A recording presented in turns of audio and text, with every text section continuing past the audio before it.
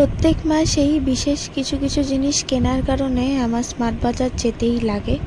তো এই মাসেও আমি চলে এসেছি স্মার্ট বাজারে আমার এবং বাড়ির কিছু কিছু জিনিস কেনার জন্য।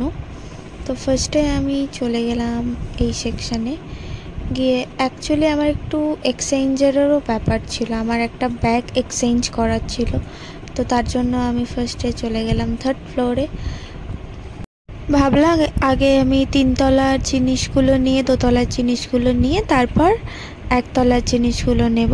তো তোমরা দেখে নাও এই ব্যাগটা আমি ভাবছি নেব কীরকম, তোমরা আমাকে সবাই কমেন্ট করে জানিও। তারপর এই জিনিসগুলো নিয়ে নিলাম একটু ম্যাগি, বিস্কিট, ফেস ওয়াশ, এইসব জিনিসগুলো নিয়ে নিলাম। আর বিস্কিটের সেকশানে আমার একটু টাইম লাগে, কারণ আমি 4-5 রকমের বিস্কিট আনিয়ে রাখি। একটু চিপস, একটু বিস্কিট, এগুলো বাড়িতে না থাকলে আমার একদম ভালো লাগে না।